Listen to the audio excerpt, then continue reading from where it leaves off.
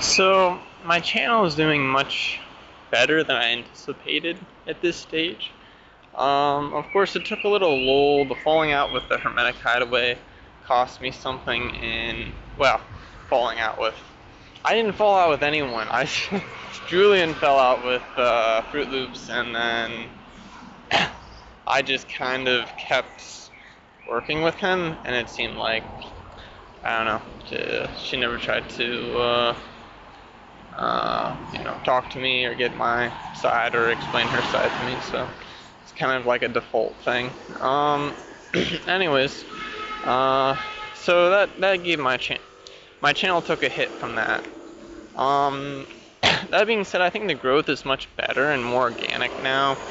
I feel I don't feel super good about advertising myself in Gnosis. Um, you know, it's like I just don't trust those people. I picked up some friends, but frankly, the friends that I picked up they're good enough. They're good enough, and I think maybe I should let those friends recruit more friends. You know. um. So the other thing is I feel a weird thing about like, okay, here's something that I know I should be building a community, but how? How should I do it? Um, because I find myself thinking about the friends I have around me now and what their what their things, what they're into, and thinking, okay, how can I give them something to do so that they can pour life force in? But that doesn't really work, unfortunately. And I think this is something where if they were all like me, you know, I think this is also a big product of working with Astroth, is that everyone, the perfect Astartian person is relatively self-sufficient, but everyone is a unit that is making the effort to improve something. You know what I mean? Making the effort to grow themselves, making the effort to harmonize themselves into the world and harmonize the world to them. And there's this nice circuit that every person is within themselves the circuit. And then when they come into communication into what's the word? Community, maybe fellowship with others. You know, they've been taught through simple cultural knowledge and through just being a secure person themselves, they can then create an effective circuit between all of them, and it's just so there's a very particular, and I think it's something in the energy body too, that it's like a light code of like this is one of the things Astroth represents, is being the complete circuit yourself, but also looking at a scenario and being like, okay, I can help complete this, or I can help, snowball this faster. I can get the flywheel going. And I think that's not something a lot of other people have. I think a lot of other people are a little bit too. See, this is a funny thing because just the Startian way of it is very Virgo. It's very the sovereign mother. It's every okay. Let's put it this way. This is what's coming through to me. The mother Astarte, Virgo, is looking at her children, and every one of them is special to her. Every one of them has some particular strengths, weaknesses, whatever. Each one of them is a light, is a star, is an infinity, and some are brighter than others, but whatever. And that individual,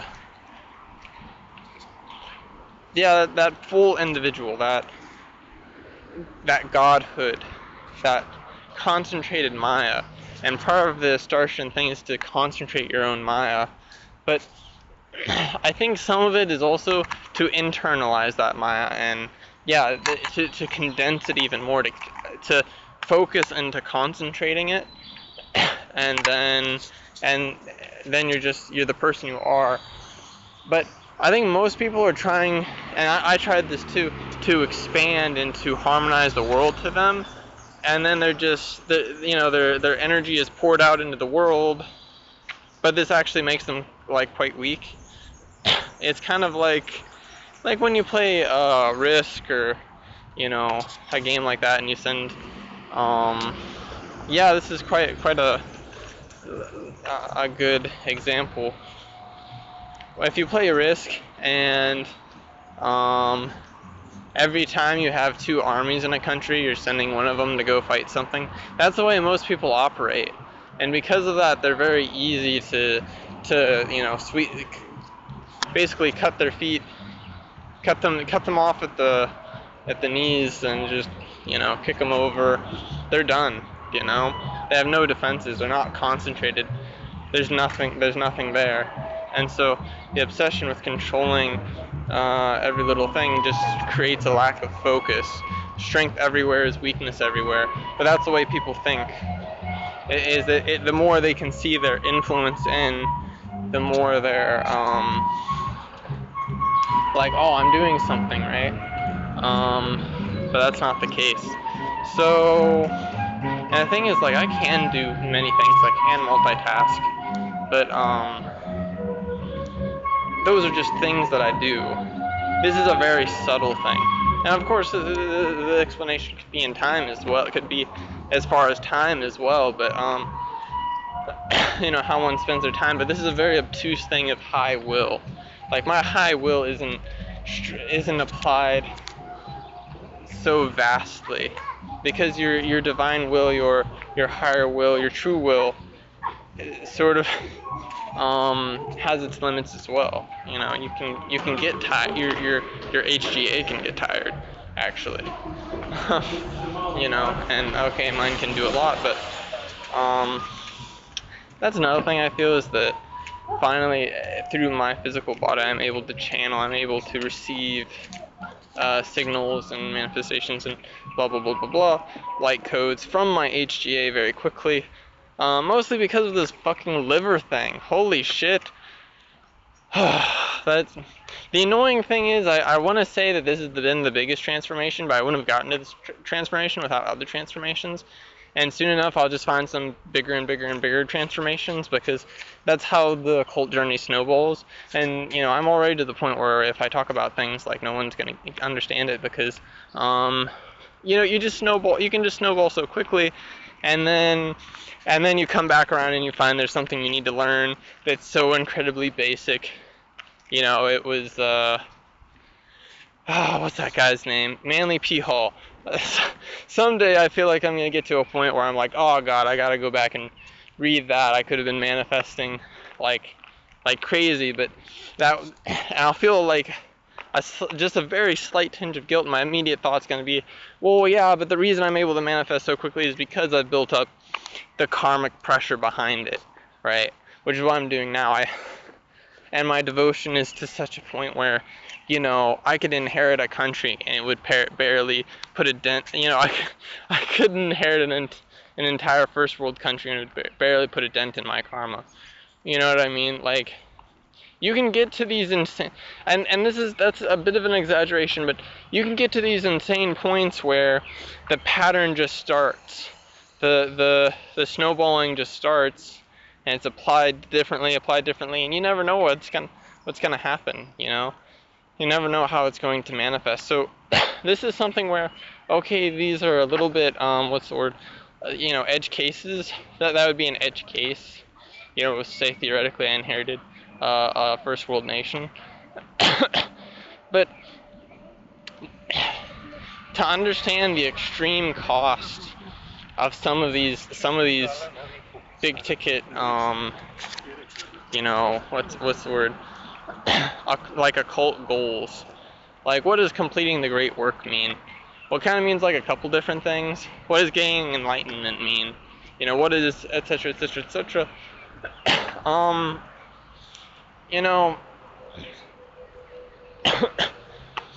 There's so much the obtuse things are the most expensive things. The most expensive things are the things you're never gonna see, understand. You're barely gonna be able to articulate them. It like one of the things that makes me, I know one of the things that kind of makes me special is the fact I'm able to articulate these things in a way that's digestible to someone who's not really initiated in this sort of thing. Like, at some point, I just don't want to tell. Like, if someone's some materialistic shit, then I don't want to tell them, right? Why, if they don't believe in the littlest thing, if they don't have this simple faith, then there's no point. Anyways, I think this is a good place to get back on track. Yeah. So the thing that's astonishing me so much about this YouTube thing is the fact that I'm not trying that hard. I think I am sort of putting my will into it, but it's in a very passive way. It's more like I'm sitting on it, you know. It's a very passive, you know, what's the word? It's a very passive extension of will, and it's more. It's almost like through it I'm finding rest, because otherwise all these thoughts are just in my head, and I don't even know they're in my head. Like these things I'm talking now, I would never think about this if I didn't if I didn't get out the voice recorder. I'd never think of them. So to some extent I'm channeling, but I think now as I'm speaking now, I have a feeling that these things are moving around in my deep consciousness, and they're sort of trapped there. Okay, the deep consciousness can work wonders. It's kind of the seed of magic, things like that. But if you don't tap into it, like that's what's happening now. I'm tapping into it, and that can have some kind of power. And putting it up on the internet is like it becomes an access point. Like this now, I'll watch this video in the future if I remember to. And it'll become an access point into my deep consciousness, and that's so powerful. I mean, it's kind of ridiculous how powerful that is, actually. In fact, I'm thinking if the downloads start to stall and I need more content, or just someday that, you know, it's not convenient to upload but I need another video, I'll just watch my other videos and clip them. Like, you know, the title of this video is probably going to be something like, oh, animation update, you know, June whatever, which is funny that things are starting to pick up now, because I have my Saturn return coming soon, but also, excuse me, June is the month, okay, it's Pride Month, and that's sort of related to Astarte as well. So, you know, last Pride Month I felt a little bit of a boost. And the one before that, of course, but this Pride Month is quite a bit more. But I think my relationship, definitely in the last year since last Pride Month, when Astaroth called out to me a little bit more strongly, I think, and over the time I've been like, oh, you know, kind of playing hard to get a little bit, you know. And I finally said, you know what, I think at the end of the day, Astaroth has actually put in the work to help me evolve. Indra didn't do that, Lucifer didn't do that. You know, I'm getting the things I actually want out of Astaroth, and it's not like my energy body is mutating terribly. I think it's mutating subtly. I think it's mutating more than I would have wanted originally coming to this, but at the end of the day, I'm the same me that I always was. You know, it occurs to me, what if I would just be myself and do magic for myself? But honestly, there's so much magical oppression that I have to deal with, that it's nice to have the armor. Okay, it could be a nice exercise, but I don't want to spend hours of my day every day doing magic. You know, I'm tired of it, and I think I've rebuffed a lot of it, but you know, I like Astaroth. It's well, it's kind of like it's not love, but it's like when it's this good, why wait? I guess, you know what I mean. Yeah. I think the thing I'm looking for, sort of the godhood I'm looking for, is mostly my HGA. But my HGA is elusive. My HGA is I'm playing hard to get with me, which is a much better relationship than most people get with their HGA. But I will say, this is another thing I've noticed since I actually visually saw my HGA. My lust for life is gone. You know, I mean, it's not gone exactly, but it doesn't need to be, I don't have a desire to like, I don't have that anxiety that I need to do something particular. You know what I mean? And I just feel like, the term like phoning it in, like I don't give a fuck at this point about a lot of these things. Just kind of here along for the ride, basically, and it feels okay. It feels like the way it should be. Kind of what I've been looking for a long time. Yeah, so I think that's going to supersede a lot of what I'm doing. I think also I'm fairly privileged that my HGA is Metatron collective, and I'm one of them. Otherwise, it'd be much more difficult. I mean, theoretically, my HGA could overpower, any number of deities. Starting to feel like, though, that the Metatrons aren't necessarily as much more powerful as Arcturians as I originally believed. But it's also questionable because seeing my HGA in his bipedal form, he seemed, I think he's,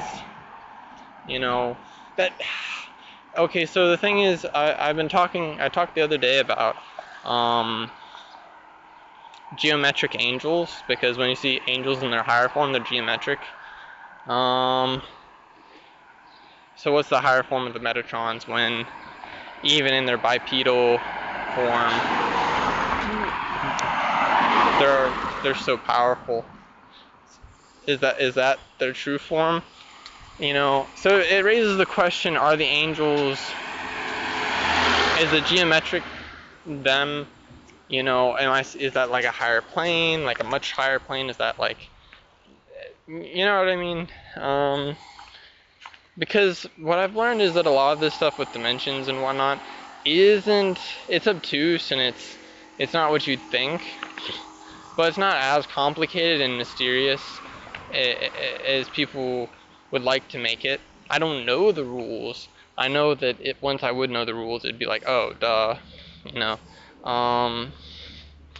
But I think I see this insane like 4D, 5D chess going on that people are doing with this stuff and making up all of these insane rules. Inter Christos is like this. It's usually not that.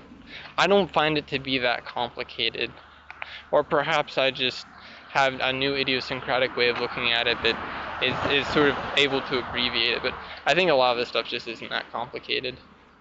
And I feel like by explaining it simply and taking the mystery out of it, I take some of the power out of it, and then I think that actually hurts me as much as anything. But I'm not gonna make this stuff all mysterious simply for the purpose of deluding someone, even though that delusion can be very merciful if someone who doesn't know what they're doing then has an access point to basically tie themselves to energies, voltages they can't handle. So yeah, anyways.